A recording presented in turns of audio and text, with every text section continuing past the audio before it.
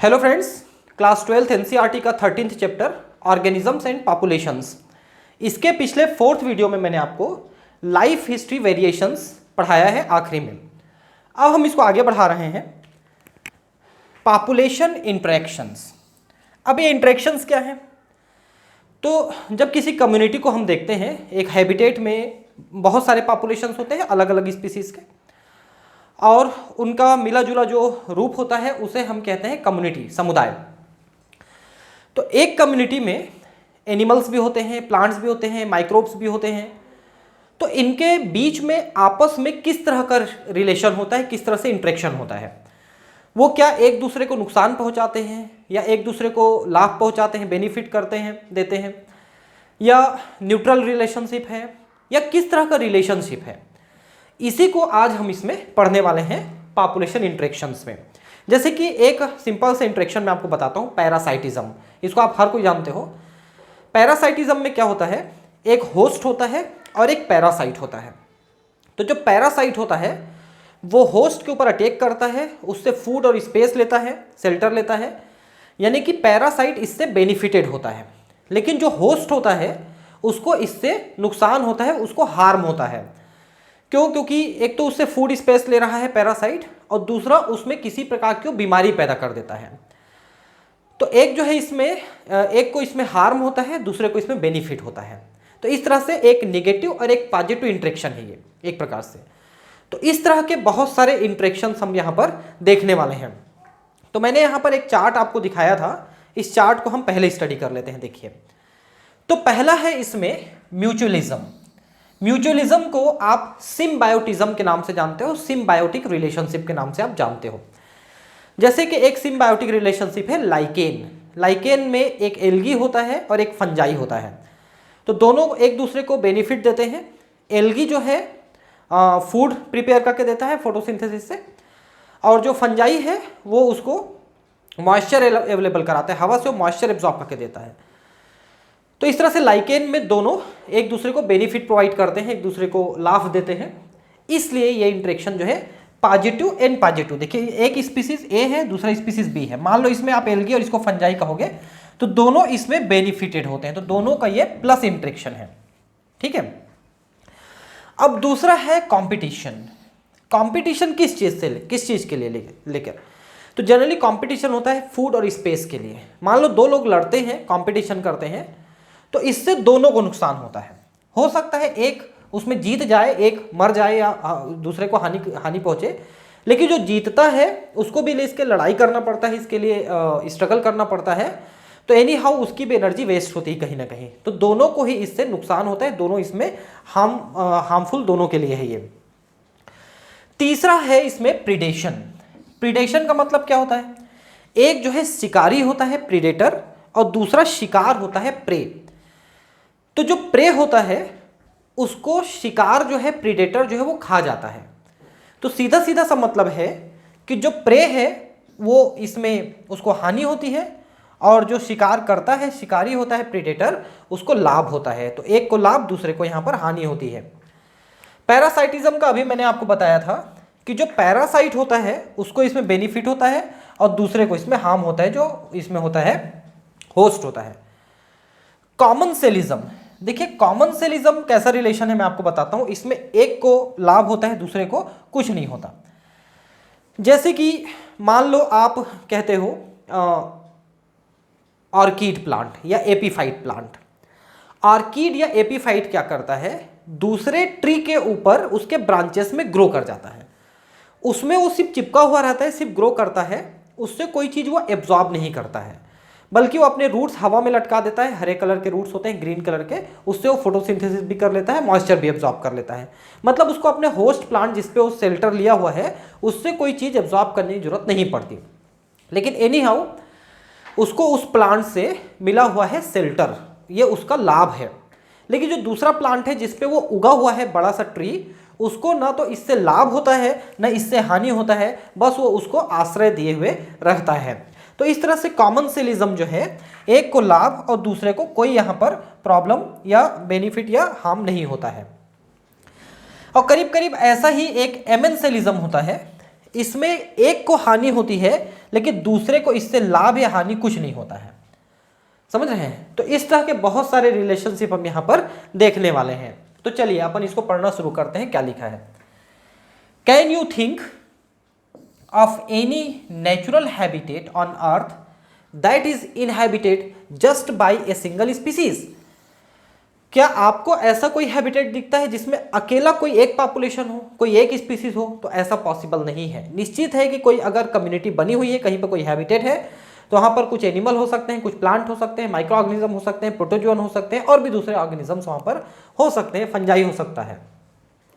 There is no such habitat and such a situation is even inconceivable. तो ऐसा कोई भी हैबिटेट नहीं है और ना तो वो कंसीवेबल है, मतलब वो ना तो कंसीव कर सकता है हैबिटेट किसी एक स्पीसीज को। एक स्पीसीज वहां पर ग्रो नहीं कर सकता। For any species the minimal requirement is one more species on which it can feed. तो कोई स्पीसीज वहां पर एनिमल का है तो निश्चित है उसको किसी दूसरे एनिमल या प्लांट की आवश्यकता पड़ेगी जिसपे वो फीड करता है।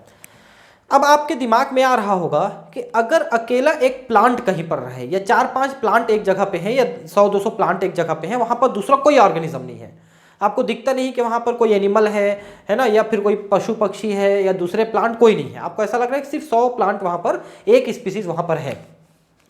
तो मैं आपको बता दूं कि वो जिस जमीन पे उगा हुआ है उस जमीन पे माइक्रोब्स जो है, बैक्टीरिया, फंगस और दूसरे निमेटोड्स वगैरह, उनकी भरमार प्रजातियां वहां पर है, वो आप नहीं देख पा रहे हो क्योंकि उसी के जरिए जो है रिसाइकलिंग प्रोसेस चल रहा है। जो मरा हुआ सड़ा हुआ चीज है उसको वो ऑर्गेनिक से इनऑर्गेनिक में बदल के वो मिट्टी में मिला रहा है, उसको पौधा एब्जॉर्ब करके फिर इनऑर्गेनिक से ऑर्गेनिक बना रहा है। तो ये रिसाइकलिंग की प्रोसेस जो कर रहा है वहां पर, वो कर रहे हैं माइक्रोब्स, जो आपको दिखाई नहीं दे रहे हैं। इसलिए आपको लग रहा है कि केवल अकेला प्लांट यहां पर खड़ा है या इस एक से ज्यादा प्लांट वहां पर खड़े हैं, लेकिन वहां पर माइक्रोब्स साथ में जरूर होते हैं। Even a plant species which makes its own food cannot survive alone.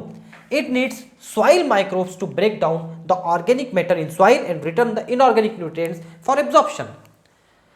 उसी बात को ये लिखा है, देखिए कि प्लांट के साथ माइक्रोब्स वहां पर होते हैं जो ये रिसाइकलिंग करते हैं। And then how will the plant manage pollination without an animal agent?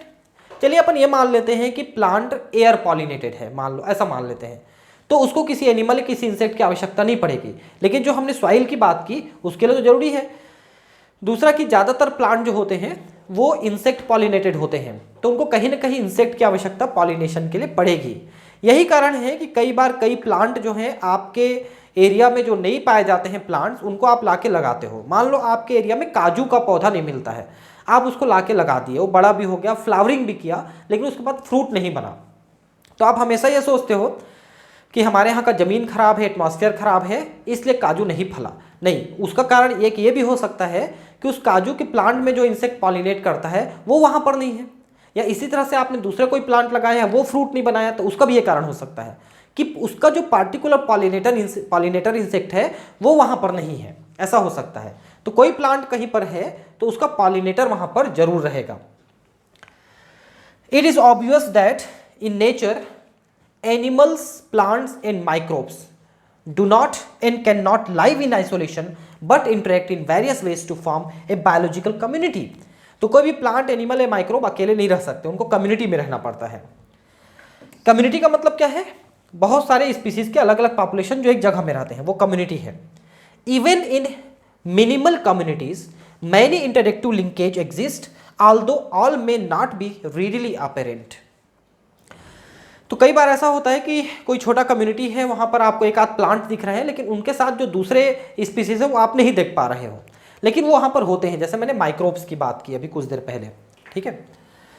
Inter specific interactions arise from the interactions of populations of two different species. तो एक से ज़्यादा स्पीसीज जब आपस में संबंध बनाते हैं, आपस में कुछ इंटरेक्ट करते हैं, तो ऐसे इंटरेक्शंस डेवलप होते हैं।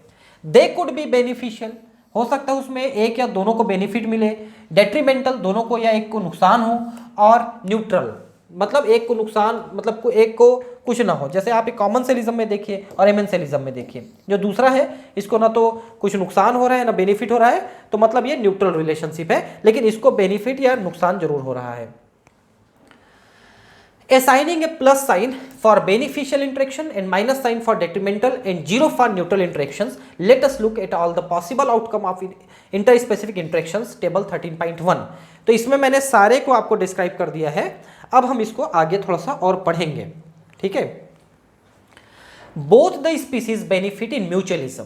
तो म्यूचुअलिज्म क्या था, जैसा मैंने कहा ये सिम्बायोटिक रिलेशनशिप है, जैसे लाइकेन है, माइकोराइजा है, राइजोबियम है, ये म्यूचुअलिज्म के एग्जांपल हैं।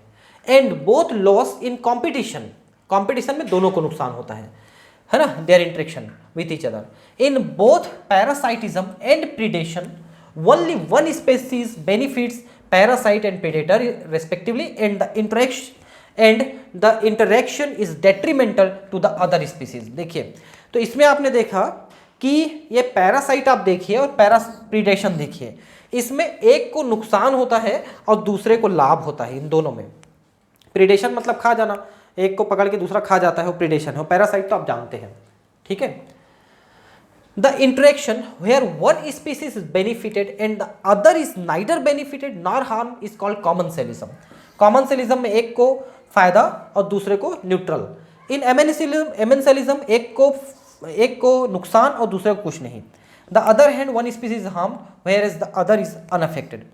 Predation, parasitism, and commensalism share a common characteristic: the interacting species live closely together. तो predation है, parasitism है, commensalism है, ये एक साथ रहने वाले स्पीसीज के साथ पॉसिबल है, ये सभी एक साथ के साथ ही पॉसिबल है बस। तो पहला है इसमें प्रीडेशन। अब प्रीडेशन की बात करते हैं। प्रीडेशन का मतलब है एक एनिमल दूसरे को पकड़ के खा जाता है, ये प्रीडेशन है। तो क्या आप ऐसा समझते हो कि अगर कोई शाकाहारी है, वेजिटेरियन है, जो दूसरे एनिमल को नहीं खाता है तो प्रीडेटर नहीं है? नहीं, बिल्कुल वो भी प्रीडेटर है, और वो प्रीडेटर है प्लांट्स का, क्योंकि प्लांट्स को पकड़ के खाता है। तो एनी हाउ वो किसी न किसी चीज को पकड़ के खा रहा है, चाहे वो प्लांट है चाहे एनिमल है। तो कोई भी एनिमल, चाहे वो वेजिटेरियन हो चाहे नॉन वेजिटेरियन हो, वो हार्बीवोरस हो या कार्निवोरस हो, एनी हाउ वो किसी न किसी तरह से प्रीडेटर है। अगर वो कार्निवोरस है तो एनिमल का प्रीडेटर है, और अगर वो हार्बीवोरस है तो वो प्लांट का प्रीडेटर है। What would happen to all the energy fixed by autotrophic organisms if the community has no animals to eat the plants? ऐसा क्या होगा अगर प्लांट को खाने वाले एनिमल्स नहीं होंगे? तो कुछ नहीं होगा, प्लांट्स को कोई प्रॉब्लम नहीं होगा। प्लांट्स अपना बड़े होंगे, रहेंगे, मर जाएंगे, सड़ जाएंगे, फिर प्लांट पैदा होंगे। प्लांट्स को कोई ज़्यादा इफेक्ट नहीं होता अगर वहाँ पर कोई एनिमल नहीं है तो। You can think of predation is nature's way of transferring to high trophic level the energy fixed by the plants. अब प्लांट्स को हार्बीवोरस, फिर उनको कार्निवोरस एनिमल्स खाते चले जाते हैं, तो एक ट्रॉफिक लेवल से अगले ट्रॉफिक लेवल में एनर्जी जाता है, और वो एनर्जी जाता है 10%। लिंडेमन करके एक साइंटिस्ट थे, उन्होंने बताया था लॉ ऑफ 10%, कि एक से दूसरे ट्रॉफिक लेवल में सिर्फ 10% एनर्जी पास होता है। When we think of predator and prey, most probably it is the tiger and the deer that readily come to our mind, but a sparrow eating any seed is no less a predator. मैंने कहा ना अभी कि अगर आप शाकाहारी हो तो भी आप प्रीडेटर हो। ऐसा नहीं कि टाइगर जो है मार के खा रहा है एक हिरण को तो वो केवल वही प्रीडेटर है, नहीं। अगर आप शाकाहारी हो, आप अनाज खा रहे हो तो आप अनाज के प्रीडेटर हो। जैसे स्पैरो एक सीड को खा रहा है तो वो भी प्रीडेटर है। Although animals eating plants are categorized separately as herbivorous, they are in a broad ecological context not very different from predators. तो वो भी प्रीडेटर हैं, जो प्लांट को खाते हैं वो भी हैं, जो एनिमल को खाते हैं वो तो हैं ही प्रीडेटर्स।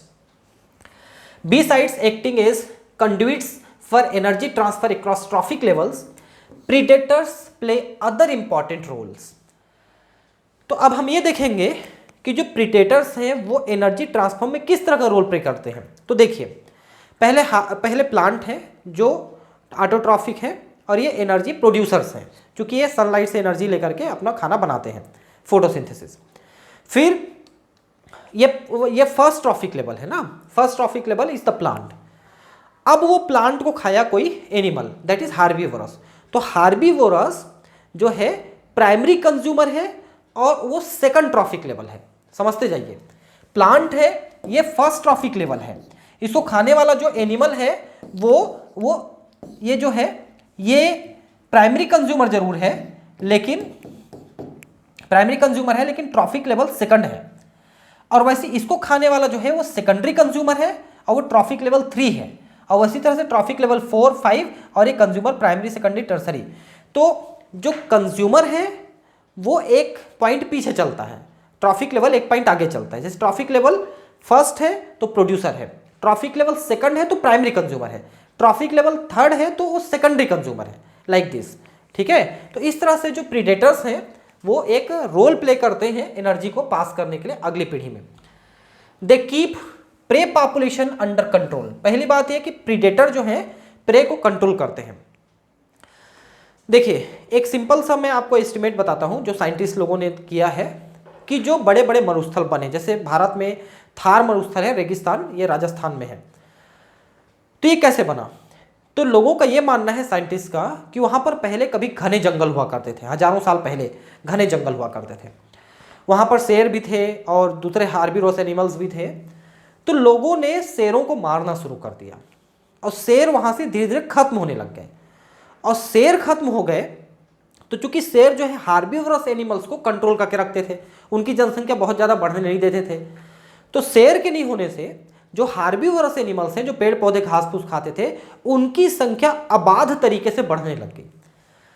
और जब उनकी संख्या बढ़ने लग गई तो उन्होंने जंगल के पेड़ पौधों को खा खा करके खत्म करना शुरू कर दिया और धीरे धीरे वो जंगल सिमटता चला गया और सिमट करके वो एरिया पूरा रेगिस्तान बन गया, मरुस्थल बन गया, डेजर्ट बन गया।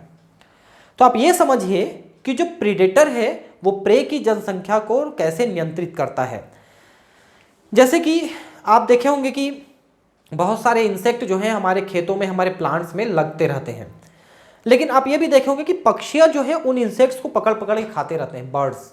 तो बर्ड्स जो हैं चूंकि प्रीडेटर है इंसेक्ट के, तो उनको पकड़ के खाते हैं। इसीलिए कई लोग क्या करते हैं, जब तक फसलें तैयार नहीं हो जाती तब तक जो है अपने घर के मुर्गियों को या इस टाइप के जो बर्ड्स पाले रहते हैं उनको अपने खेतों में छोड़ते रहते हैं।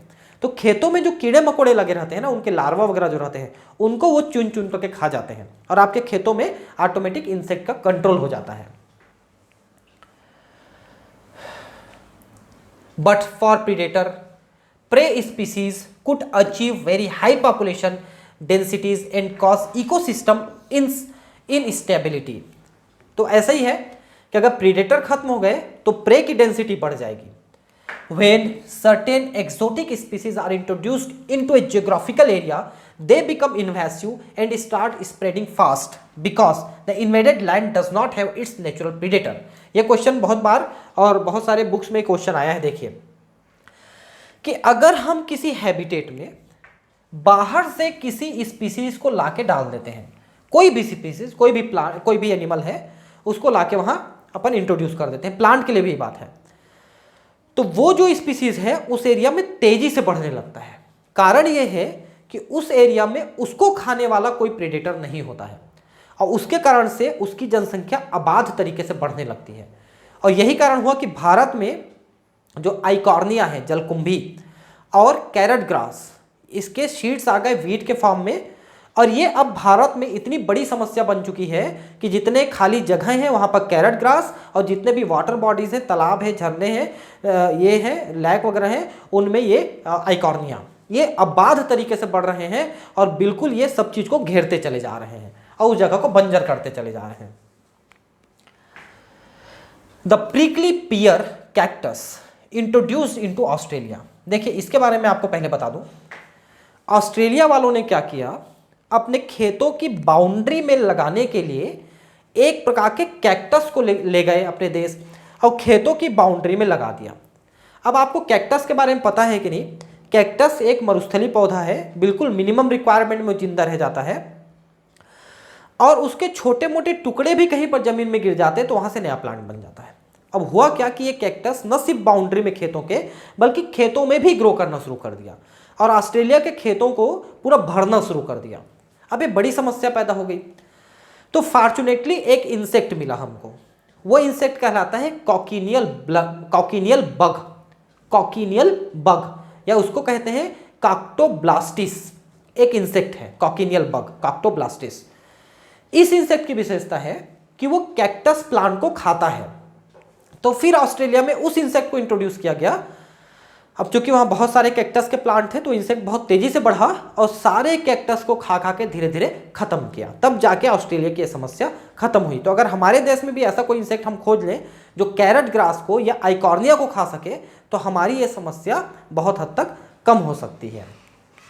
तो ये लिखा है यहाँ पर कि the prickly peer cactus introduced into Australia in the early 1920s caused havoc by spreading rapidly into millions of hectares of the rangeland। ये देखिए वही काम हुआ कि फैलता चला गया उनके खेतों में। Finally, the invasive cactus was brought under control only after a cactus feeding predator, a moth, और उसका नाम है cochineal bug, एक moth है, from its natural habitat was introduced into the country। फिर इसको ले जाया गया तो वो खा करके उसको खत्म किया। Biological control method adopted in agriculture pest control are based on the ability of the predator to regulate prey population।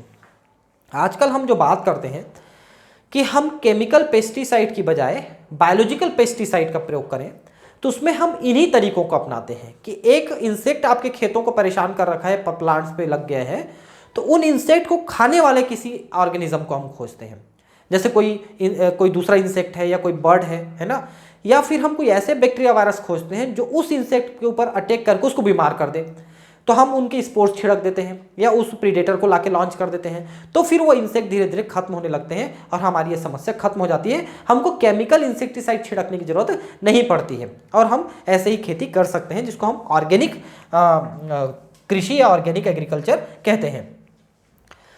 Predators also help in maintaining species diversity in a community by reducing the intensity of competition among competing prey species। अब देखिए, मान लो कि 4 प्रकार के species insect के एक जगह रह रहे हैं, 4 में से मान लो 3 ऐसे स्पीसीज हैं जिसके प्रीडेटर वहां पर हैं जो उनके जनसंख्या को, उनके पॉपुलेशन को कंट्रोल किए हुए हैं, लेकिन मान लो चौथे स्पीसीज का वहां पर कोई प्रीडेटर नहीं है, तो चौथा स्पीसीज अनाप शनाप बढ़ जाएगा और बाकी 3 स्पीसीज को कंपटीशन के द्वारा खत्म कर देगा। इसलिए जितने भी प्रे स्पीसीज होते हैं उनको सभी के खाने के लिए कोई ना कोई प्रीडेटर वहां पर होना चाहिए, तब जाकर के उनके सभी के जो पॉपुलेशन है वो अंडर कंट्रोल रहेंगे और वो बहुत ज्यादा नहीं बढ़ पाएंगे। In the rocky intertidal communities of the American Pacific coast, the starfish pisaster is an important predator. In a field experiment, when all the starfish were removed from an enclosed intertidal area, more than 10 species of invertebrate become extinct within a year because of interspecific competition। ये देखिए, starfish जो था, ये देखिए कहाँ पर है, American Pacific coast, मतलब अमेरिका के आसपास के समुद्र में। स्टारफिश ये एक बढ़िया प्रीडेटर है जो वहाँ पर कंपटीशन करने वाले जो दूसरे एनिमल्स हैं उनको कंट्रोल में रखता है। मान लो एक बढ़ रहा है तो इसको खा लेगा, दूसरा बढ़ रहा है तो उसको खा लेगा, है ना, ऐसा करके वो सबको कंट्रोल में रखता था। लेकिन जब ये स्टारफिश कम हो गए, वहाँ के लोगों ने स्टारफिश को मारना शुरू कर दिया, तो उससे कंट्रोल होने वाले कुछ प्रे वहाँ पर बहुत ज़्यादा बढ़ने लग गए और उन प्रे ने उन स्पीसीज ने दूसरे लगभग 10 स्पीसीज को कंपटीशन करके खत्म कर दिया, क्योंकि बाकी 10 के लिए दूसरे प्रीडेटर भी थे, लेकिन इसके लिए जो प्रीडेटर मेन था वो नहीं रहा, अब उसके लिए दूसरा नहीं था, तो वो बहुत ज़्यादा बढ़ने लग गया, एक स्पीसीज मान लो, तो बाकी 10 स्पीसीज को उसने खत्म कर दिया। तो इस तरह से वहाँ पर 10 करीब स्पीसीज जो हैं धीरे धीरे खत्म हो गए। If A predator is too efficient and overexploits its prey, then the prey might become extinct and following it the predator will also become extinct for lack of food। अब मान लो कि प्रीडेटर की बात करते हैं। मान लो प्रीडेटर ने क्या किया कि प्रे को बहुत जल्दी जल्दी खा के खत्म कर दिया, तो प्रे तो खत्म हो गया, अब वो खाए किसको, तो प्रीडेटर भी खत्म हो जाएगा। इसलिए नेचर ने क्या किया है, इन दोनों पे बैलेंस करके रखा है। मान लो एक प्रीडेटर को 100 इंसेक्ट खाने के लिए चाहिए, ठीक है। अब यहां पर मान लो 1000 इंसेक्ट थे, यानी कि 10 प्रीडेटर के लिए वहां पर पर्याप्त इंसेक्ट थे। अब इन 10 प्रीडेटर ने क्या किया, उनको खाना चालू कर दिया। अब धीरे धीरे वो कम होने लग गए। अब ये 10 के लिए खाना नहीं पुरने लगा, इंसेक्ट कम हो गए, तो 10 में से 2-3 मर गए। अब 2-3 मर गए तो इधर प्रे को खाने वाले कम हो गए, तो प्रे बढ़ने लग गए। अब जब प्रे बढ़ने लग गया तो प्रीडेटर भी बढ़ने लग गए, और जब प्रे कम हो गया तो प्रीडेटर भी कम हो गया। इस तरह से एक दूसरे को वो बैलेंस करते रहते हैं। एक कम होता है तो दूसरा भी कम होने लगता है, फिर एक बढ़ने लगता है तो दूसरा भी बढ़ने लगता है। ऐसा बहुत कम होता है कि प्रेडेटर जो है सारे प्रे को खा के खत्म कर दे और प्रे बिल्कुल जिंदा ना बचे। क्योंकि एक बात आप समझिए कि जो प्रेडेटर है वो मारने के लिए अडॉप्टेड है, तो जो प्रे है वो भी बचने के लिए कोई ना कोई तरीके वहां पर अपनाते रहता है। इसलिए हर बार ऐसा नहीं होता कि प्रेडेटर अटैक करेगा और प्रे को पकड़ के खा ही जाएगा। आपने कई बार डिस्कवरी नेट जियो चैनल में आप देखे होंगे कि चीता है, बाघ है, टाइगर वगैरह, शेर वगैरह, ये अटैक करते हैं किसी एनिमल पे। मान लो हिरण को दौड़ा रहे हैं, तो आपने देखा होगा कि वो 10 बार ऐसे अटैक करता है तो कोई एक बार में ही वो सक्सेस होता है, किसी हिरण को पकड़ पाता है। बाकी 9 बार में हिरण एस्केप कर जाता है, वो भाग जाता है, नहीं पकड़ पाता है। तो इस तरह से जो प्रीडेटर है वो पकड़ने के लिए, तो प्रे बचने के लिए कुछ ना कुछ व्यवस्था अपने पास रखता है, और इसको पूरी तरह से खत्म नहीं हो पाता, और इधर प्रीडेटर कम ज़्यादा, इधर प्रे कम ज़्यादा, ये होते रहते हैं। ठीक है, this is the reason why predators in nature are prudent. Prudent का मतलब है ज़्यादा पावरफुल है और वो खा के खत्म कर भी सकते हैं, कई बार ऐसा सिचुएशन आ भी सकता है। Prey species have evolved various defences to lessen the impact of predation. ये देखिए मैंने कहा ना कि जो प्रे है वो बचने के तरीके डेवलप करता है। Some species of insects and frogs are cryptically coloured camouflage to avoid being detected easily by the predators। देखिए अब यहाँ पर क्या लिखा है, क्रिप्टिकली कलर्ड या camouflaged, मतलब ये है कि कुछ जो प्रे है, some species insects and frog, ये इंसेक्ट और फ्रॉग लिख भी दिया है, ये क्या करते हैं अपने आसपास में जो चीजें हैं, अपनी विसिनिटी है, उसके मिलता जुलता अपना कलर शेप साइज को बना लेते हैं, और वो उसके बीच में इस तरह से छुप जाते हैं कि जो प्रेडेटर है उनको नहीं पहचान पाता। जैसे मान लो बहुत सारी पत्तियों के बीच में छुपा हुआ है, तो अपना कलर वो हरा करके रखा हुआ है और बिल्कुल लीफ जैसा दिखता है। आप एक काम करना, अभी ये वीडियो देखने के बाद आप इंटरनेट में जाना और उसमें टाइप करना leaf like insects, leaf like insects, तो आपको बहुत सारे ऐसे इंसेक्ट दिखेंगे जो बिल्कुल पौधों की पत्तियों जैसे बन गए हैं। उनको देखोगे तो ऐसा लगेगा कि ये लीफ है, किसी पौधे का लीफ है, ऐसा लगेगा। तो इस टाइप की चीजें इन्होंने डेवलप कर ली है, जो प्रे जो है अपने आप को छुपाने में कामयाब हो जाते हैं। यही कारण है कि जो प्रीडेटर है वो हमेशा प्रे को पकड़ के नहीं खा पाता है। Some are poisonous and therefore avoided by the predators. जैसे देखिए कुछ जो है पॉइजनस होते हैं। अब यहां पर एक एग्जांपल देखिए, द मोनार्क बटरफ्लाई। बटरफ्लाई का एक स्पीसीज है मोनार्क। ये जो बटरफ्लाई है खाने में स्वादिष्ट नहीं है, मतलब जो इनके प्रीडेटर्स हैं जो बटरफ्लाई को खाना पसंद करते हैं वो इनके टेस्ट को पसंद नहीं करते हैं। लिखा है देखिए, the monarch butterfly is highly distasteful to its predator यानी birds because of special chemical present in its body.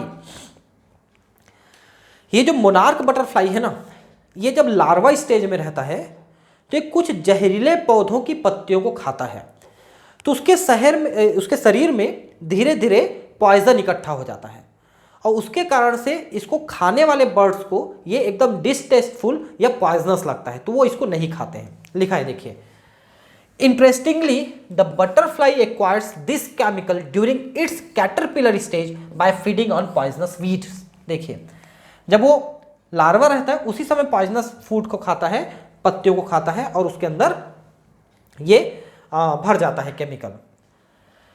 For plants, देखिए एक और मैं आपको एग्जांपल बताता हूं। जैसे ये मोनार्क बटरफ्लाई है, ये टेस्टफुल नहीं है इसलिए इसको नहीं खाते हैं।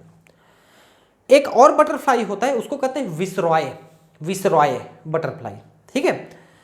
वो उसके पास ये पॉइजनस केमिकल नहीं है, अगर उसको कोई बर्ड खाएगा तो उसको बड़ा टेस्टी लगेगा, लेकिन वो अपने रूप रंग को बिल्कुल मोनार्क बटरफ्लाई जैसा बना लेता है, और उसको देख करके जो बर्ड है उसको ऐसा लगता है कि मोनार्क बटरफ्लाई है और ये भी खाने में टेस्टी नहीं है, ऐसा उसको धोखा हो जाता है। तो उसको हम कहते हैं कामोफ्लेज। वो धोखा है लेकिन ये रियल है। जैसे आप सांप के बारे में जानते होंगे कि दुनिया में जितने भी प्रकार के स्नेक्स पाए जाते हैं उनमें 70% स्नेक्स जो है नॉन पॉइजनस है, और सिर्फ 30% स्नेक्स जो है पॉइजनस है। और जो नॉन पॉइजनस स्नेक्स होते हैं वो भी अपने रंग रूप को, अपने बिहेवियर को इस तरह से बना के चलते हैं कि सामने वाले को लगता है कि ये पॉइजनस है। वो इसी तरह से फुकारेंगे, एकदम एंग्री दिखेंगे, तो मतलब आपको ऐसा लगेगा कि इसके पास बहुत जहर है, जबकि कई बार वो जहरीला नहीं रहता है। तो वैसे ये मोनार्क बटरफ्लाई जहरीला है, डिसटेस्टफुल है, लेकिन विसरॉय जो है वो जहरीला नहीं है, लेकिन वो ऐसा दिखता है, ऐसा है। Nearly 25% of all insects are known to be phytophagous, feeding on plant sap and other parts of the plants। देखिए, दुनिया में जितने भी इंसेक्ट स्पीसीज हैं, हमने करीब 10,25,000 स्पीसीज तो खोज चुके हैं अपन इंसेक्ट के।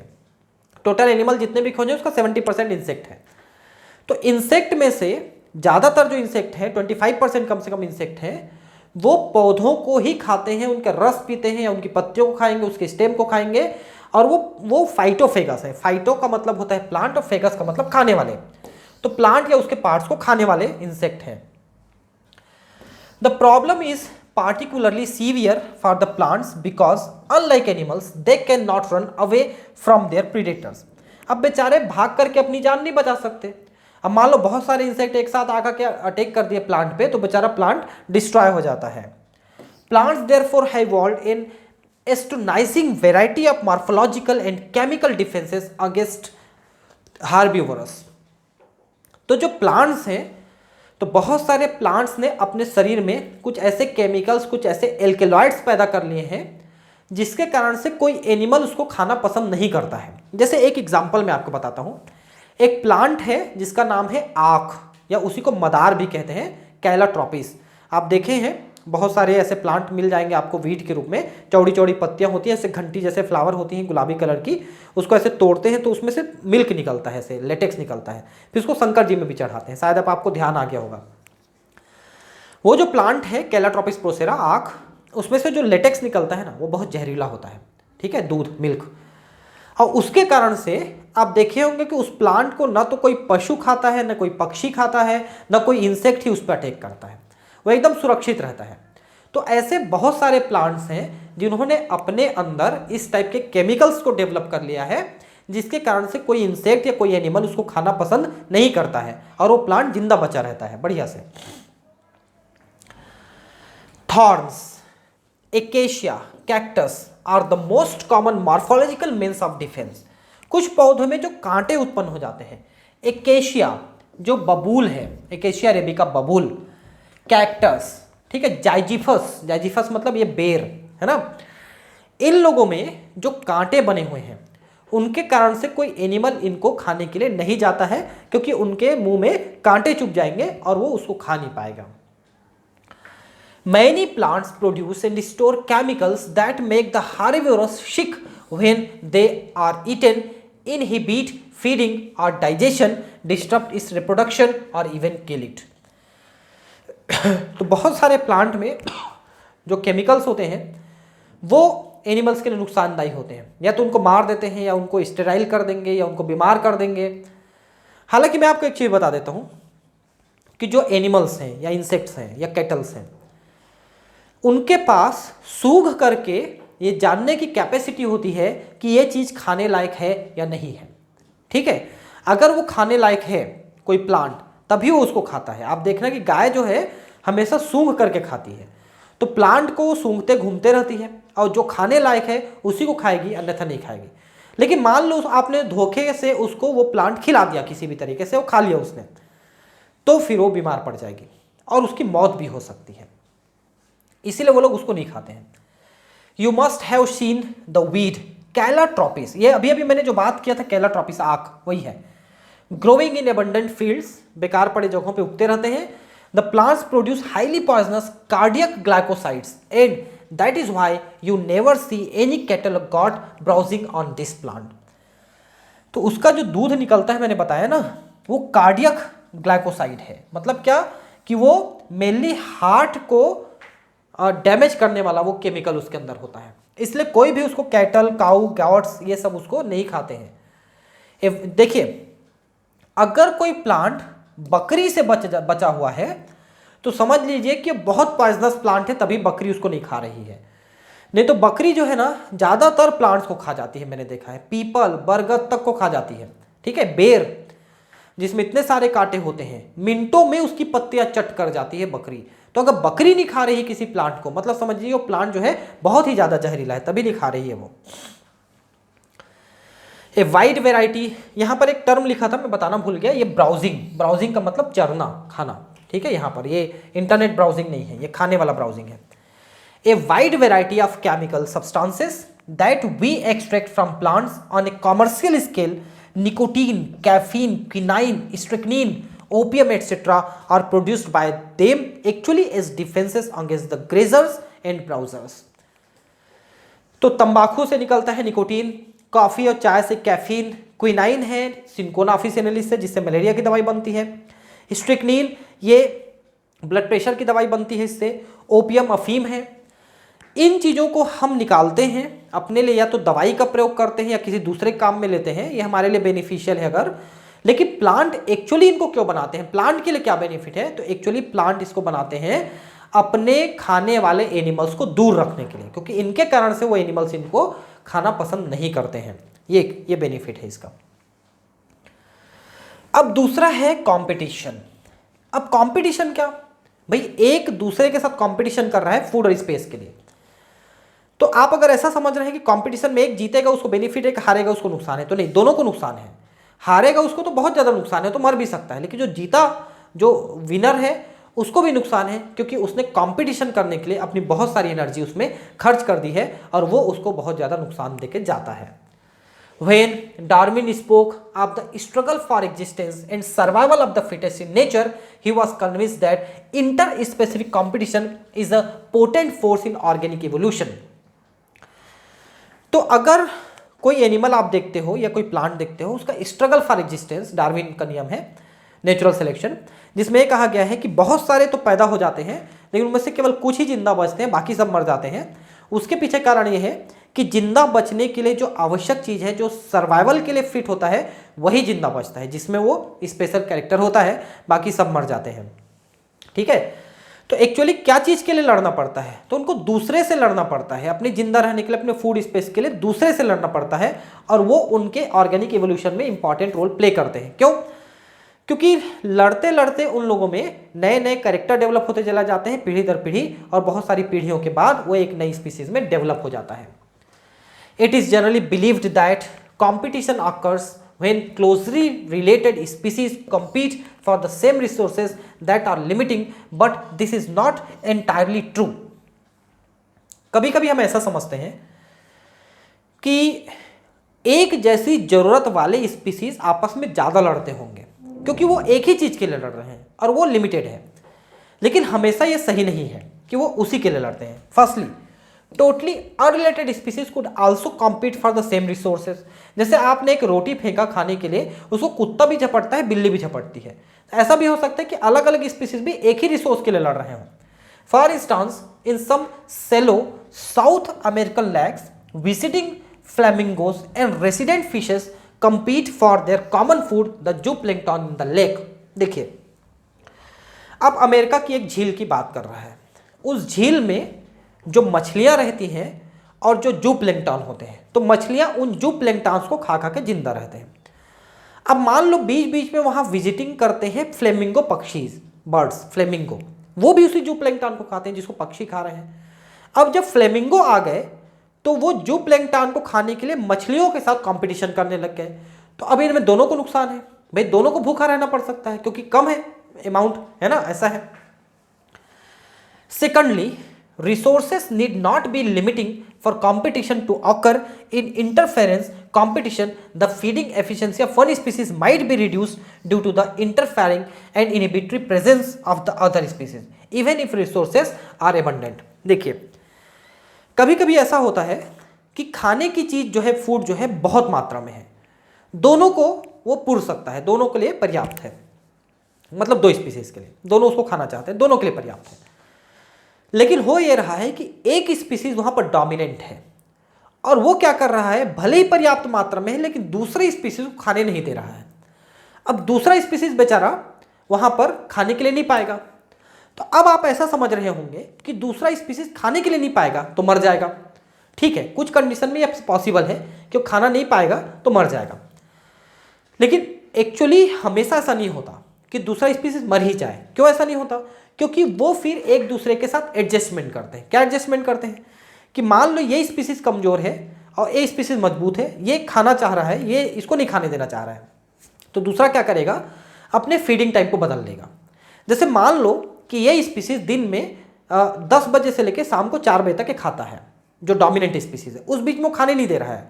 ये भी उसी बीच में खाता था लेकिन अब वो खाने नहीं दे रहा है, तो ये क्या करेगा, या तो 10 बजे से पहले खाने लगेगा या 4 बजे के बाद खाने लगेगा, उस बीच में वो खाने के लिए नहीं जाएगा। तो जनरली इस टाइप का फोरेजिंग एक्टिविटी को, टाइमिंग को बदल करके भी ये एक दूसरे के साथ एडजस्टमेंट बैठा लेते हैं। लेकिन कुछ कंडीशन में फिर वो नहीं बैठा पाते हैं एडजस्टमेंट, तो दूसरा स्पीसीज खत्म हो जाता है वहां पर, ऐसा भी होता है।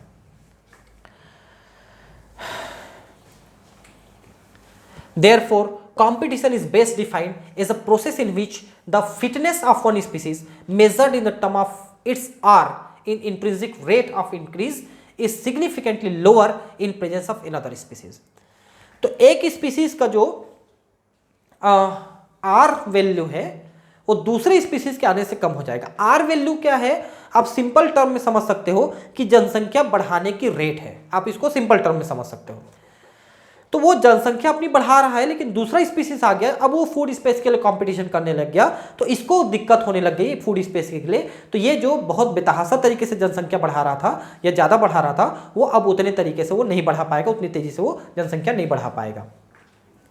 It is relatively easy to demonstrate in laboratory experiment as Gauss and other experimental ecologists did, where resources are limited and competitively superior species will eventually eliminate the other species. But evidences for such competitive exclusion occurring in nature is not always conclusive. तो Gauss एक scientist थे और उसके जैसे दूसरे scientist, इन्होंने laboratory में एक एक्सपेरिमेंट किया कि एक ही फूड है, उसको 2 स्पीसीज खाना चाह रहे हैं, एक स्पीसीज ज़्यादा डोमिनेंट है, वो खा लिया, दूसरे को खाने नहीं दिया, मर गया। तो इन्होंने एक कंक्लूजन निकाल लिया कि एक स्पीसीज दूसरे को खाने नहीं देगा तो मर जाएगा। लेकिन ये कह रहा है एनसीईआरटी, ये इकोलॉजी कह रहा है कि हमेशा नेचर में ऐसा नहीं होता कि एक खाने नहीं दे रहा तो दूसरा मर ही जाएगा। जैसा मैंने बताया कि वो अपने खाने का टाइमिंग बदल लेगा, ये जब खाने आएगा उस समय वो भाग जाएगा, और जब एक खाने नहीं रहेगा तो वो खा लेगा, तो दोनों जिंदा रह जाएंगे, ऐसा है। Strong and persuasive circumstantial evidences does exist, however in some cases the Abingdon tortoise in Galapagos Island become extinct within a decade after goats were introduced in the island, apparently due to the greater browsing efficiency of the goats. एक example तो है extinct हो जाने का, मैंने इसको पहले class में बताया है। गैलापेगोस आइलैंड में जहां पर ये गए थे डार्विन, वही आइलैंड की बात कर रहे हैं, उसमें बड़े बड़े कछुए होते थे। ये देखिए एबिंगडॉन टॉर्टॉइस, ये इतने बड़े कछुए और 200 साल जिंदा रहने वाले कछुए, ये वहां पर रहते थे। लेकिन जब उन आइलैंड्स में बकरी पहुंच गए गॉड्स, तो उन्होंने उनको खाने नहीं दिया, उन्होंने घास खाने नहीं दिया उनको, टॉर्टॉइस को, वो भी घास ही खाता है। अब घास खाने नहीं दिया, टॉर्टॉइस धीरे धीरे मर गए बेचारे, एक्सटिंक्ट हो गए। Another evidence for the occurrence of competition in nature comes from what is called competitive release. अब ये क्या है देखिए, a species whose distribution is restricted to a small geographical area because of the presence of a competitively superior species is found to expand its distributional range dramatically when the competing species is experimentally removed. देखिए अब ये क्या चीज़ है कि एक predator है जो किसी प्रे को एक लिमिटेड स्पेस में वो कॉन्स्ट्रिक्ट करके रखा है, वो उसको फैलने नहीं दे रहा है, थोड़ा सा बढ़ने की कोशिश करता है, खा के खत्म कर देता है, ऐसा हो जा रहा है। लेकिन जब उस प्रेडेटर को वहाँ से हटा लिए तो जो दूसरा एनिमल था या स्पीसीज था वो बड़े जियोग्राफिकल एरिया में फैल गया। क्यों? क्योंकि अब उसके लिए रोकने वाला कोई नहीं रह गया, ऐसा कह रहा है। उसी को यहाँ पर कॉम्पिटिटिव रिलीज कह रहे हैं कि कॉम्पिटिशन हम खत्म कर दिए तो आराम से बढ़ने लग गया। कॉर्नेल्स elegant field experiments shows that on the rocky sea coast of Scotland, the larger and competitively superior barnacles Balenus dominates the intertidal area and excludes the smaller barnacles Cathamelus from this zone. देखिए barnacle ये एक animal है, species है mollusc का, ये पाया जाता है स्कॉटलैंड के समुद्र में। तो इसके 2 स्पीसीज, एक है बार्नेकल कैथामेलस, ठीक है। ये खत्म हो गया क्योंकि जो बेलेनस है ये दूसरा स्पीसीज है बार्नेकल का, ये इनको खत्म कर दिए, क्योंकि ये जो दूसरा बारनेकल था कैथामेरस, इसको एक बारनेकल बैलेनस ने वहां से हटा दिया क्योंकि वो ज़्यादा पावरफुल था, वो उनको खाने नहीं दिया। In general herbivores and plants appear to be more adversely affected by competition than carnivores. Herbivores क्यों अफेक्टेड होते हैं, एंड प्लांट्स क्यों अफेक्टेड होते हैं? क्योंकि लिमिटेड सोर्स होते हैं, है ना। तो वो देखिए, जैसे कि मान लो एक हार्बीवोरस एनिमल है तो लिमिटेड प्लांट्स को खा रहा है, इसलिए अगर कंपटीशन बढ़ा उन प्लांट्स को खाने के लिए तो प्लांट्स लिमिटेड है, उनको वो कंपटीशन में उनको ज़्यादा नुकसान होगा। लेकिन एक कार्निवोरस एनिमल है ना, तो तरह तरह के दूसरे एनिमल्स को खा सकता है। जैसे मान लो एक शेर है, एक शेर जो है चूहे से लेकर के हिरण तक को और कभी कभी हाथी और भैंसा तक को खा सकता है, तो इसलिए उसके पास ज़्यादा वेराइटी का फूड अवेलेबल है ना। इसलिए मान लो चूहा खत्म हो गया तो रैबिट खाना शुरू कर दे, रैबिट खत्म होगा तो हिरण है, हिरण खत्म हो गया तो शेर है, ये भैंसा है, या फिर हाथी या जिराफ तक को अटैक करते हैं। लेकिन मान लो एक कैटल है जो घास खा रहा है, एक प्रकार के घास को खाने के लिए वो एडाप्टेड है, बाकी प्लांट को नहीं खाता है। अब मान लो घास खाने वाला कोई दूसरा एनिमल आके कंपटीशन करने लग गया, जैसे कि गैलापेगोस आइलैंड के टॉर्टोइस के साथ किया गया बकरी के द्वारा, तो वो दूसरे प्लांट को नहीं खा सकता। बेचारा कछुआ जो है दूसरे पेड़ पे चढ़ के तो नहीं खा सकता ना, छोटे छोटे घास ही खा सकता है। अब वो घास नहीं मिला, बकरियों ने खा लिया तो बेचारे कछुए मर गए। तो इस तरह से जो हार्बीवोरस एनिमल है ना, वो ज़्यादा नुकसान में रहता है कॉम्पिटिशन से, क्योंकि प्लांट्स लिमिटेड है। लेकिन जो कार्निवोरस है उनके पास बहुत सारी वेराइटी है खाने के लिए, तो एक खत्म होता है तो दूसरे को खा सकते हैं वो। तो जो कार्निवोरस है वो थोड़े से कम अफेक्टेड होते हैं, उनको कम नुकसान होता है कॉम्पिटिशन से। Gauss competition exclusion principle stated that two closely related species competing for the same resources cannot coexist indefinitely and the competitively inferior one will be eliminated eventually। तो गॉस ये कहता है कि दो कंपटीशन करने वाले स्पीसीज एक जगह है, एक मजबूत है एक कमजोर है, तो कमजोर वाला खत्म हो जाएगा, ये गॉस कहता है, ठीक है। लेकिन ये तब होगा जब वहां पर रिसोर्स लिमिटेड होगा, जब फूड लिमिटेड होगा, तब दूसरा वाला खत्म हो जाएगा। और अगर फूड पर्याप्त है तो दूसरा वाला अपना टाइमिंग बदल करके फिर भी जिंदा रहेगा। दिस में भी, क्या में भी, कि मतलब वो खत्म हो जाएगा। This may be true if resources are limiting but not otherwise. अगर लिमिटेड रिसोर्स नहीं है, ज्यादा रिसोर्सेस है, फूड पर्याप्त है, तो जिंदा बचेगा। कैसे? More recent studies do not support such gross generalization about competition while they do not rule out the occurrence of the interspecific competition in the nature, they point out that species facing competition might evolve mechanism that promote coexistence rather than exclusion। तो अगर food पर्याप्त है तो वो अपने foraging activity को बदल लेंगे, टाइमिंग को बदल लेंगे और साथ में जिंदा रहेंगे। वही मैं आपको बता रहा था अभी तक, ठीक है। One such mechanism is resource partitioning. ये देखिए, if two species compete for the same resource they could avoid competition by choosing for instance different times for feeding और डिफरेंट फोरेजिंग पैटर्न।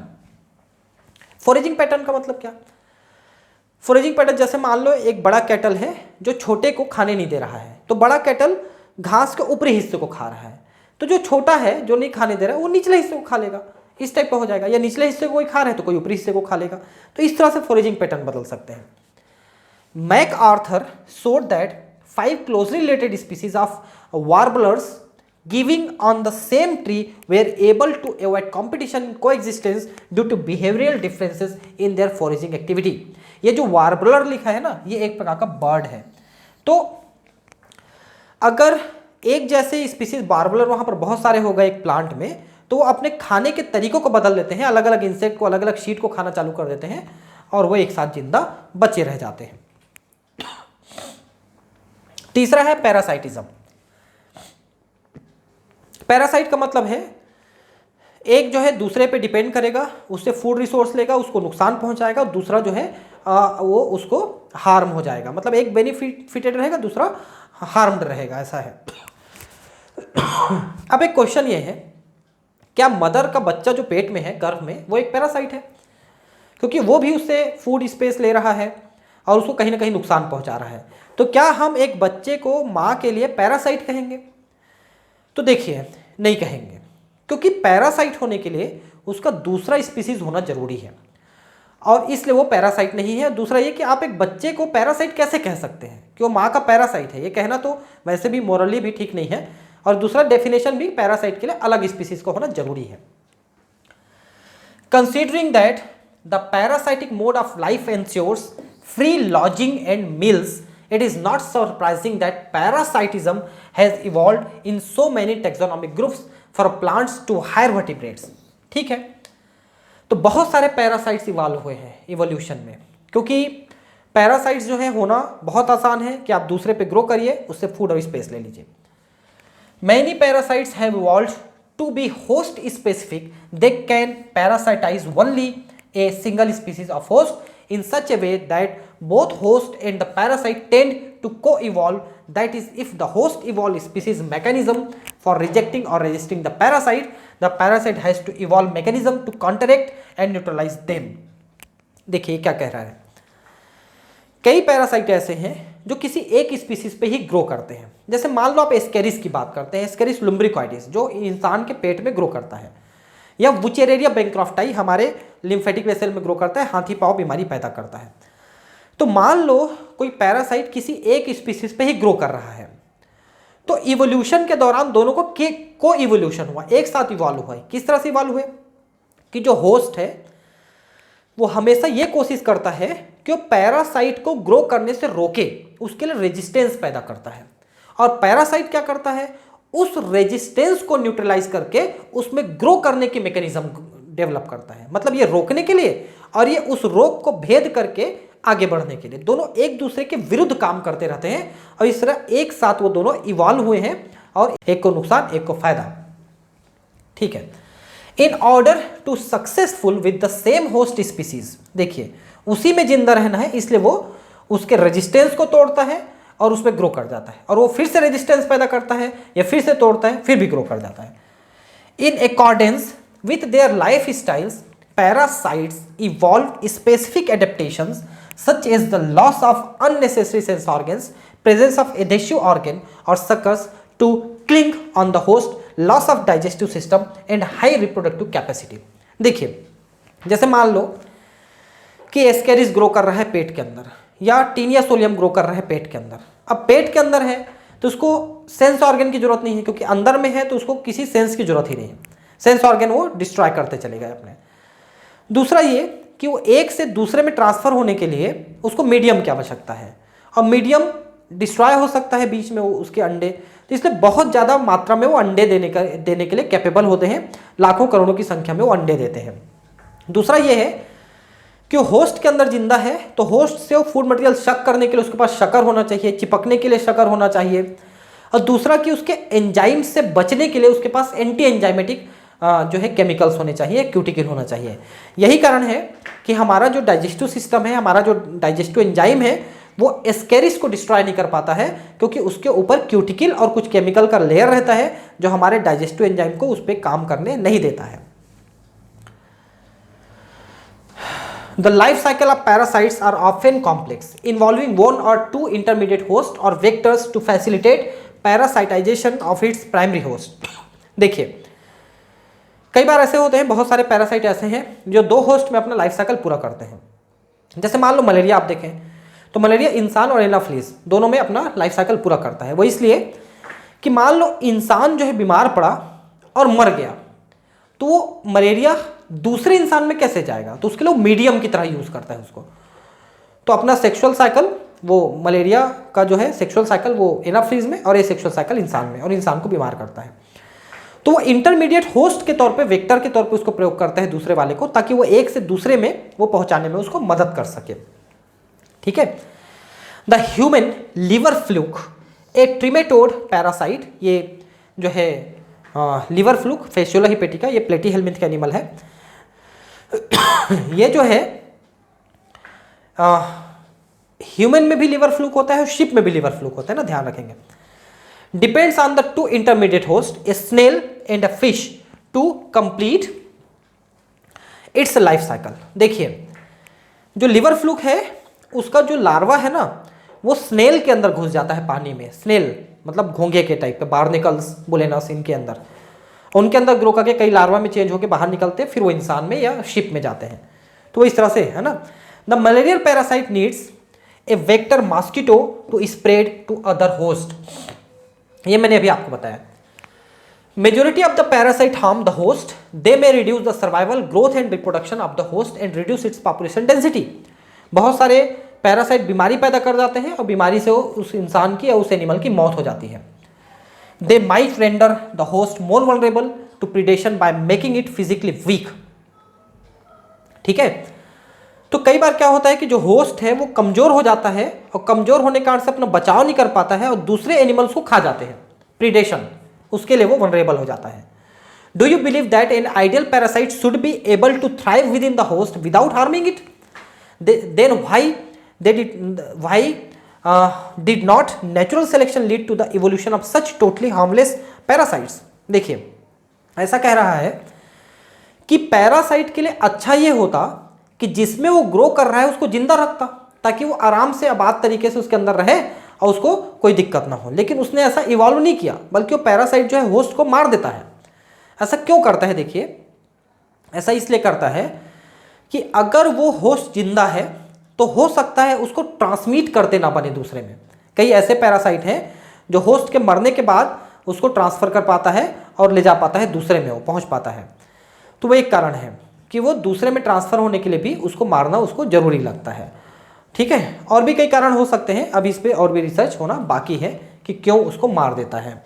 ठीक है,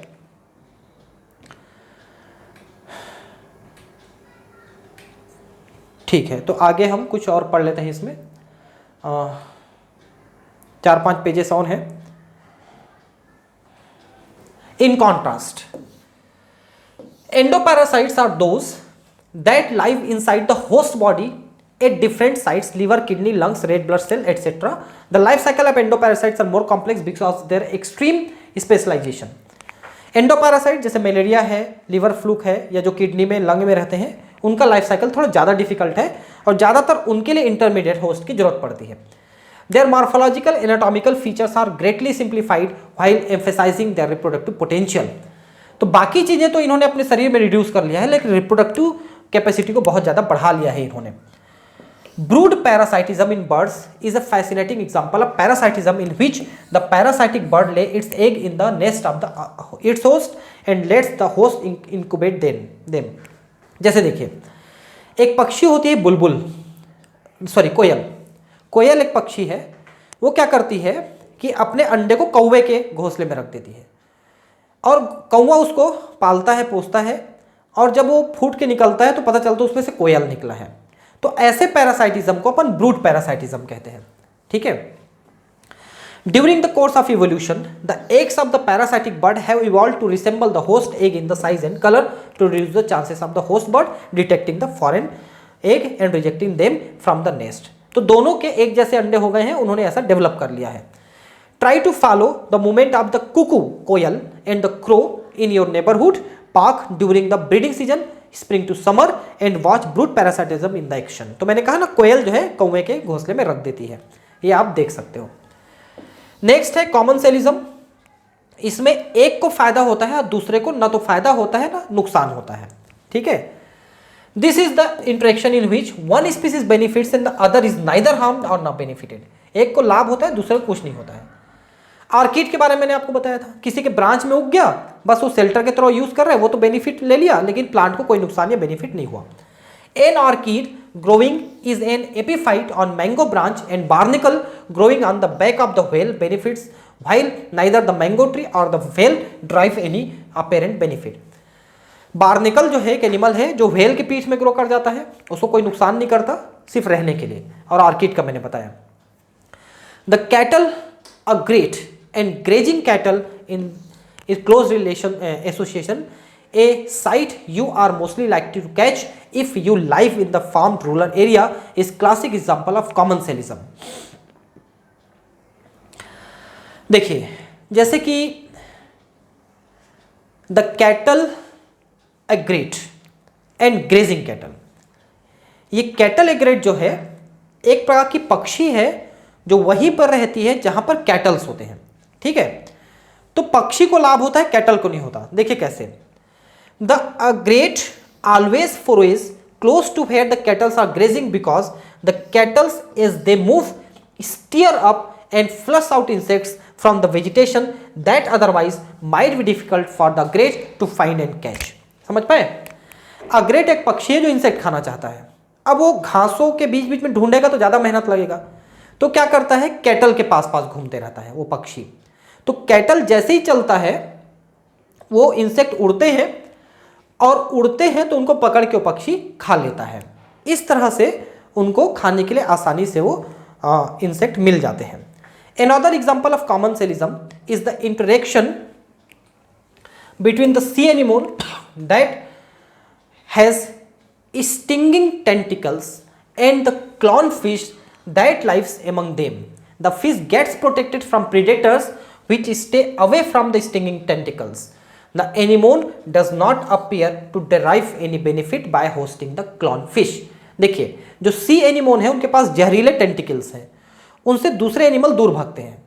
तो इन जो एनिमोन्स हैं जिनके पास टेंटिकल, इनके साथ साथ घूमते रहते हैं कुछ छोटे फिश, तो इनके कारण से वो भी बचे रहते हैं। तो एक उसको तो बेनिफिट मिल जाता है फिश को, क्लॉन फिश को, लेकिन इनको कोई लाभ हानि नहीं मिलता है। नेक्स्ट है म्यूचुअलिज्म। म्यूचुअलिज्म, इससे पहले एक यहाँ पर पिक्चर था, देखिए, mutualism relationship between the fig tree and wasp. ठीक है, ये म्यूचुअलिज्म का एग्जांपल है। फिग जैसे कि आपका ये है अंजीर है, वैसे ही आप बरगद का देख सकते हैं, पीपल का देख सकते हैं। उनका जो फ्रूट होता है ना, फ्रूट जैसा, वो एक प्रकार का हाइपेंथोडियम है, आपका इन्फ्लोरेसेंस।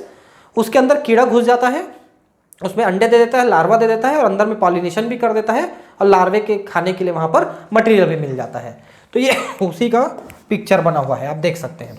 ठीक है, उनको अंदर घुस करके लार्वे को फीडिंग मिल जाती है और वो पॉलिनेशन कर देते हैं, तो एक दूसरे को लाभ हो जाता है। ठीक है, म्यूचुअलिज्म, दिस इंटरेक्शन कन्फर्स, दोनों को लाभ होता है, ये सिम्बायोटिज्म है। This interaction confers benefit on both the interacting species. Lichens, जैसा मैंने आपको बताया था, एल्गी और फंगस। ठीक है, एल्गी में ग्रीन एल्गी या साइनोबैक्टीरिया। ठीक है, तो lichens represent intimate mutualistic relationship between the fungus and photosynthetic algae और साइनोबैक्टीरिया। ये देखिए, फंगस और एल्गी एक साथ में रहते हैं, एल्गी फोटोसिंथेसिस करता है और फंगस मॉइस्चर देता है। Similarly mycorrhiza with higher plants, mycorrhiza एक फंगस है जो पाइनस की जड़ों में लगता है। तो पाइनस की जड़ों को वो वाटर एब्जॉर्ब करके देता है और पाइनस बदले में उसको फूड देता है, तो ये माइकोराइजा है। ठीक है, और साथ में कुछ मिनरल्स को भी एब्जॉर्ब करके दे देता है वाटर के साथ साथ। ठीक है, the most spectacular and evolutionary fascinating example of mutualism are found in plant animal relationship। ठीक है, प्लांट एनिमल में कैसे हैं, प्लांट्स जो है पॉलिनेशन के लिए इंसेक्ट की जरूरत पड़ती है उनको, फ्लावर्स के लिए, और डिस्पर्सल के लिए एनिमल्स की जरूरत पड़ती है। Animals obviously have to be paid fee for the service that plants expect from them. तो एनिमल्स को क्या मिलता है, इंसेक्ट को क्या मिलता है, तो बदले में नेक्टर मिलता है। ठीक है, plants offer rewards for the or fee in the form of pollen and nectar for the pollinators and juicy and nutritious food for the seed dispersals। ठीक है, जैसे पक्षी फ्रूट को खा लेते हैं, उनके शीट को ले जाके अपने मल पदार्थ के साथ दूसरे जगह छोड़ देते हैं, तो डिस्पर्सल हो जाता है। But the mutually beneficial system should also be safe guarded against cheaters. For example, animals that try to steal nectar without aiding in pollination. तो कई ऐसे इंसेक्ट भी आते हैं जो नेक्टर तो चुरा लेते हैं, पी लेते हैं, लेकिन पॉलिनेशन नहीं करते। Now you can see why plant animal interactions often involve co-evolution of the mutualistic, that is evolution of the flower and its pollinator species are tightly linked with one another। देखिए, pollinator और plant के flowers, इन दोनों के बीच में mutualistic evolution हुआ है, एक दूसरे के लिए ही वो इवॉल्व हुए हैं। मतलब नेक्टर जो है वो इंसेक्ट के लिए जरूरी है, वो वही प्लांट दे रहा है, और प्लांट का पॉलिनेशन वही इंसेक्ट कर रहा है। इस तरह से एक साथ वो इवॉल्व हुए हैं। In many species of fig tree, there is a tight one-to-one relationship with the pollinator species of wasp। wasp यानी दतैया जैसे एनिमल्स वेस्ट पे कहलाते हैं, दतैया, ये फिग को पॉलिनेट करते हैं। It means that a given fig species can be pollinated only by its partner wasp species and no other species। तो वही वैस्प उसको पॉलिनेट भी करेगा और वही वैस्प उसमें से नेक्टर पी भी सकता है, दूसरा नहीं पी सकता। The female wasp uses the fruit not only as a oviposition laying egg side but use the developing sheets within the fruit for nourishing the larva। ठीक है, तो अंदर से उसके लार्वा को फूड मिल जाता है और साथ में पॉलिनेशन कर देते हैं उनके फ्रूट के अंदर घुस करके, इन्फ्लोरेसेंस के अंदर घुस करके। The wasp pollinates the fig inflorescence. देखिए जो फिग का इन्फ्लोरेसेंस है यानी कोई भी फाइकस प्लांट है उनका इन्फ्लोरेसेंस हाइपेंथोडियम कहलाता है। आप इन्फ्लोरेसेंस वाले चैप्टर में जाके पढ़ेंगे तो आपको ठीक से समझ में आएगा। The wasp pollinates the fig inflorescence while searching for suitable egg laying site in return। देखिए ऐसा बना हुआ है वो फ्रूट जैसा, ठीक है, ये फ्रूट जैसा बना हुआ है, ठीक है, और अंदर में फ्लावर्स लगे हुए हैं, ये इन्फ्लोरेसेंस है। तो वेस्प अंदर घुस जाता है, अंदर में लार्वा अंडे वगैरह दे देता है और ये इनको पॉलिनेशन भी कर देता है। लार्वा के लिए खाने की चीज मिल जाती है, तो एक दूसरे को बेनिफिट कर जाते हैं। Orchids show A bewildering diversity of floral pattern, many of which have evolved to attract the right pollinators, insect, bees and bumblebees and ensure guaranteed pollination by it। देखिए कैसे करते हैं। कुछ ऑर्किड क्या करते हैं, अपने फ्लावर को इंसेक्ट के फीमेल जैसा बना देते हैं। मेल इंसेक्ट उसको फीमेल समझ के आता है, उसके साथ सेक्सुअल रिलेशन बनाने की कोशिश करता है और जब तक समझ में आता है कि फ्लावर इंसेक्ट नहीं है तब तक पॉलिनेशन मतलब पॉलिन ग्रेन चिपक जाते हैं। अब दूसरे के साथ जाके वैसे करता है तो पॉलिन उसके पास पहुंच जाता है। तो कुल मिला के पॉलिनेशन के लिए ये एक प्रकार का धोखा है जो फ्लावर इंसेक्ट को दे रहा है, उसकी फीमेल जैसा बन गया है उसका फ्लावर, ठीक है। Not all orchids offer rewards. The Mediterranean orchid Ophrys, ये देखिए उसी का एग्जाम्पल है, मेडिटेरेनियन, ये सी के आसपास है, orchid Ophrys employs sexual deceit मतलब लैंगिक रूप से धोखा, to get pollination done by species of bee. One petal of its flower bears an uncanny resemblance to the female of the bee in size, colour and marking. देखिए flower का एक petal जो है फीमेल जैसा दिख रहा है, तो मेल धोखा खा के वहां तक आता है। The male bee is attracted to what it perceive as a female, pseudo copulates with the flower and during that process it dusted with pollen from the flower। एक से दूसरे में इस तरह से पॉलन ग्रेन पहुंचा देता है। तो सोचिए कि प्लांट्स किस तरह का डेवलप कर रहे हैं, धोखा दे रहे हैं एनिमल्स को, ठीक है, उसके जैसा बन जा रहे हैं। when this same bee pseudo copulates with the another flower it transfers pollen to that है ना, to it and thus pollinates the flower। Here you can see how co-evolution developed। ये देखिए showing bee a pollinator on orchid flower। ये ठीक से दिख नहीं रहा है, थोड़ा डार्क है कलर। ये एक इंसेक्ट है, बी है, और ये ऑर्किड का फ्लावर है, तो बिल्कुल उसकी फीमेल जैसी दिख रही है, इसलिए वो अट्रैक्ट होकर आया है बेचारा उसके पास और वो धोखा खा गया है। इफ द फीमेल बीज colour pattern change even slightly for any reason during evolution, pollination success will be reduced unless the orchid flower co-evolves the maintain to resemble of its petal to the female bee। अब देखिए अगर female B जो है उस species की B की अगर वो अपने कलर को चेंज कर लेती है तो मेल बी फिर धोखा खाना बंद हो जाता है, लेकिन फिर वो फ्लावर भी चेंज कर लेता है। अब पता नहीं ऐसा क्या इवोल्यूशन सिस्टम है भी सुपर पावर गॉड का कि ऐसा ये लोग कर पाते हैं कि सोचिए कि एनिमल कैसे अपने आप को चेंज कर रही है वैसा वो फ्लावर चेंज कर ले रही है। तो पता नहीं कहाँ से उनको क्या सिग्नल मिलता है, इसलिए मैं कहता हूँ भाई कि हर चीज़ साइंटिफिक नहीं है, कुछ चीज़ें ऐसी चीज़ें हैं जो सुपर पावर द्वारा की जा रही हैं, जो गॉड के द्वारा की जा रही हैं। हम लोग साइंस पढ़ते हैं लेकिन फिर भी हमको ये चीज़ों को थोड़ा सा सोचना चाहिए कि ये चीज़ें कैसे हो रही हैं। ठीक है फ्रेंड्स, तो ये चैप्टर खत्म हो जाता है। अब नेक्स्ट चैप्टर है इकोसिस्टम, हम नेक्स्ट क्लास में पढ़ने वाले हैं। और फिर से मैं आपको एक बार रिक्वेस्ट करना चाहूँगा कि अगर आप नए स्टूडेंट हैं मेरे और नहीं आपने सब्सक्राइब किया है मित्र तो ज़रूर कर लें प्लीज़, और थोड़ा शेयर कर दें, लाइक कर दें, कमेंट कर दें। मेरे चैनल के लिए काफ़ी हद तक बेनिफिशियल हो जाता है और आपको सिर्फ कुछ सेकंड लगने हैं, है ना। तो आपको रिक्वेस्ट कर रहा हूँ मैं कि कृपया ये सब चीज़ें कर लें, सब्सक्राइब कर लें प्लीज़, है ना। फिर मिलते हैं अगले क्लास में, है ना। Thank you, bye.